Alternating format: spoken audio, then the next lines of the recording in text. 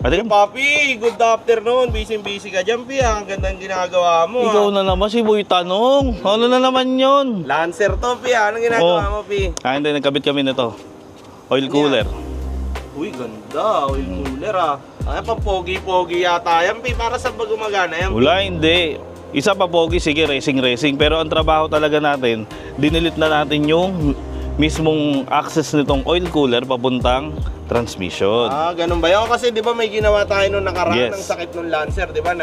Sharon Cuneta. Oo. Yung tubig. So, pinalitan mo siya, ginawa mo siyang independent. Kumbaga, yung mismong transmission fluid papunta na mismo doon. Dito. Uy, ganda. Yan, nakaseparate na siya. Pero meron pang isa yan dito, original talaga. Yan. Lupit, So, eto malupit. Yung mismong access ng coolant papunta doon sa transmission, deleted na yon.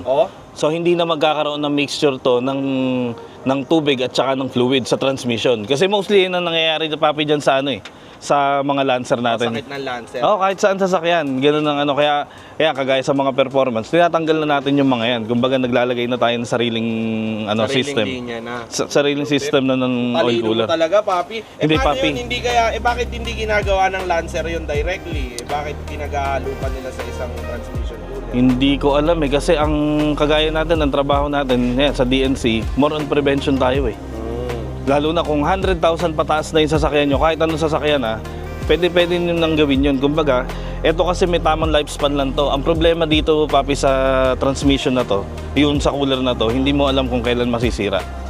So, eto, hindi man natin ginawa, eto first time to First time tong ginawa natin na pero mostly ang ina-advise natin, pag 100 pataas na yung Lancer, magpalit na sila kagad ng mismong oil cooler. So yan, hiwalay na to, wala na nakasama na tubig dun papunta sa transmission. Kaya yung hindi na to cooling by water, cooling by air na siya. So nilagyan pa natin ng Nilagyan pa ng spalpan. ng spalpan. Wala na, tapos na. Kaya yung CBT niyan, talas. Sobrang alaga na nung ginawa na yan. Prevention po ito, prevention. Hindi ito para sa papogi lang. Sa mga Lancer natin, anong masasabi mo sa kanila? So sa mga Lancer owner dyan, kung gusto nyo ng prevention, punta lang kayo dito kasi kami magastos po kami. Sa totoo lang, si DNC magastos. Dahil binibigay namin yung idea na talagang mas okay. Kumbaga, mas matatagal yung sasakyan.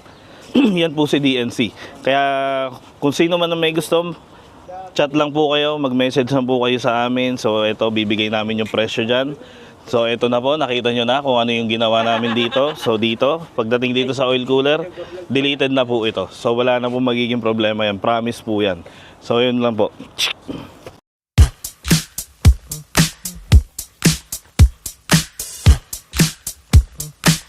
I've lost my juice down in the club. I always keep that shit on top. My piece looks like a disco ball.